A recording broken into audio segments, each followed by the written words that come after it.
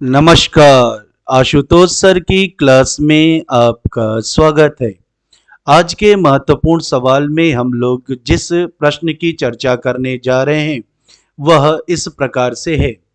X और Y प्रत्येक 90 kilometre की दूरी इस तरह तय करते हैं कि वाई की चाल एक्स की चाल से तेज है। उनकी चालों का योग 100 किलोमीटर प्रति घंटा है और दोनों के द्वारा लिया गया कुल समय 3 घंटे 45 मिनट है। एक्स की चाल और वाई की चाल का अनुपात ज्ञात कीजिए। सामान्यतः इस प्रकार के प्रश्न को हल करने के लिए क्वाड्रेटिक इक्वेशन का प्रयोग किया जाता है, किंतु हम लोग बिना क्वाड्रेटिक इक्वेशन के प्रयोग किए इस प्रश्न को हल करेंगे। तो चलिए प्रश्न को हल करना शुरू करते हैं।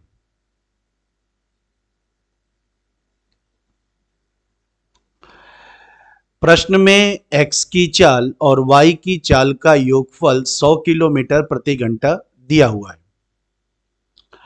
प्रश्न में आगे कहा गया है कि 90 किलोमीटर की दूरी को तय करने में x के द्वारा लिया गया समय, जिसे हम tx कहेंगे, और 90 किलोमीटर की दूरी को तय करने में y के द्वारा लिया गया समय, जिसे हम लोग ty कहेंगे, का योगफल 3 घंटा 45 मिनट है, जो कि 15/4 घंटे के बराबर होगा।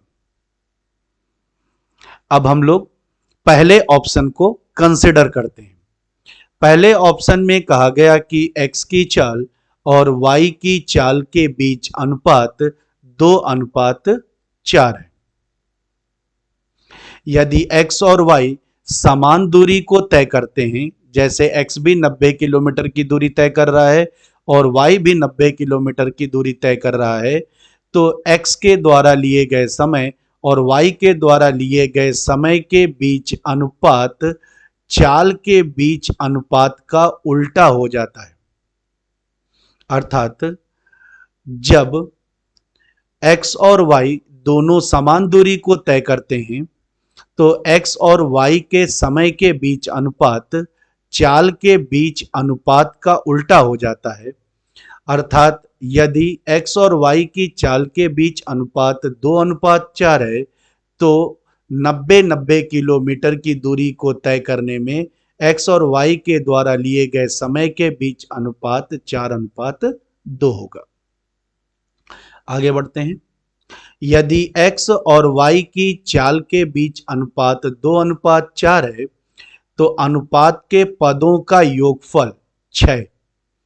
x और y के चालों के योगफल 100 किलोमीटर प्रति घंटा को पूर्णतः विभाजित करना चाहिए। हम लोग जानते हैं कि 6 100 को पूर्णतः विभाजित नहीं करता है, अतः x और y की चाल के बीच अनुपात 2:4 नहीं होगा। इस तरह पहला ऑप्शन नहीं होगा। अब हम लोग दूसरे ऑप्शन को कंसिडर करते हैं। दूसरे ऑप्शन में x और y की चाल के बीच अनुपात 2:3 है और उनके द्वारा समान दूरी को तय करने में लिए गए समय के बीच अनुपात चाल के बीच अनुपात का उल्टा होगा, अर्थात 3:2 होगा। यदि x और y की चाल का अनुपात 2:3 है, तो अनुपात का योगफल 5। x और y के चाल के योगफल 100 को पूर्णतः विभाजित करना चाहिए, तो 5 100 को पूर्णतः विभाजित करता है। इसके बाद हम लोग देखेंगे कि समय के बीच अनुपात 3:5, माफ कीजिए 3:2 के पदों का योगफल 5 समय के योगफल 15/4 को पूर्णतः विभाजित करता है या नहीं करता है। तो 15/4 गुणे हम 5 से भाग लगाएंगे, तो 5×3 15, तो 3/4। तो इस प्रकार जो है समय के बीच जो अनुपात है उसके पदों का योगफल कुल समय को पूर्णतः विभाजित कर रहा है। तो हम लोग ये कह सकते हैं कि x और y की चाल के बीच संभवतः अनुपात 2:3 होगा। संभवतः का मतलब है कि ये अनुपात हो भी सकता है और नहीं भी हो सकता है। 100% गारंटी के साथ हम कहें कि चाल के बीच अनुपात 2:3 हो, इसके लिए हमको एक और वेरिफिकेशन करना होगा।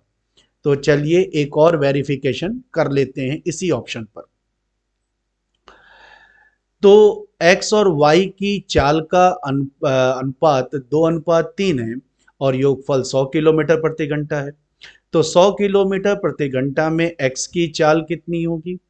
तो x की चाल होगी कुल चाल गुणे x की चाल का टर्म बटे सम ऑफ द टर्म 5। तो x की चाल 40 किलोमीटर प्रति घंटा और 100 में x की चाल को घटा देंगे तो y की चाल 60 किलोमीटर प्रति घंटा प्राप्त हो जाएगी। प्रश्न आगे बढ़ता है, कहता है 90 किलोमीटर की दूरी को तय करने में x के समय और 90 किलोमीटर की दूरी को तय करने में y के समय का योगफल 15/4 घंटा है। हम सब जानते हैं कि समय बराबर होता है दूरी बटे चाल। तो 90 किलोमीटर की दूरी को तय करने में x को कितना समय लगेगा? तो 90 किलोमीटर की दूरी बटे x की चाल 40। इसी प्रकार 90 किलोमीटर की दूरी को तय करने में y को कितना समय लगेगा? तो दूरी बटे y की चाल 60। तो ये जो फ्रैक्शन है ये x का समय और ये जो फ्रैक्शन है y का समय है, तो इसका योगफल 15/4 होगा। तो इस प्रकार हमें एक समीकरण प्राप्त हो जाएगा। अब हम लोग देखेंगे कि इस समीकरण का जो LHS है वो 15/4 के बराबर है कि नहीं है, यानी LHS is equal to RHS। अगर LHS is equal to RHS हो जाता है तो हम 100% गारंटी के साथ कह सकते हैं कि x और y की चाल के बीच अनुपात 2:3 होगा। तो हल करना शुरू करते हैं। तो 30 × 90, 30 दूनी 60, 0 से 0, तो 9/4 + 3/2। अब हम लोग जो है LHS का LCM ले लेंगे। 4, तो 4 से 4 कट गया तो 9 और 2 से काटेंगे तो 2 दूनी 4 और 2 का गुणा 3 में होगा तो 6।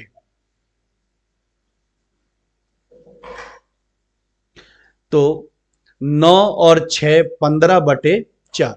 तो इस प्रकार हम कह सकते हैं कि LHS 15/4 और RHS 15/4 है, यानी LHS is equal to RHS।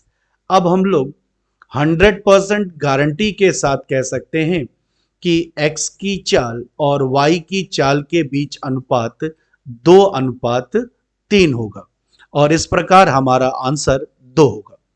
इस वीडियो को देखने के लिए बहुत बहुत धन्यवाद। आशुतोष सर की क्लास की अगली वीडियो को अवश्य देखिएगा। आशुतोष सर की क्लास आपके उज्जवल भविष्य की प्रार्थना करता है। बहुत बहुत धन्यवाद। Many thanks for watching this video. Must watch the next video of Ashutosh sir's class. Ashutosh sir's class prays for your bright future. Thanks a lot.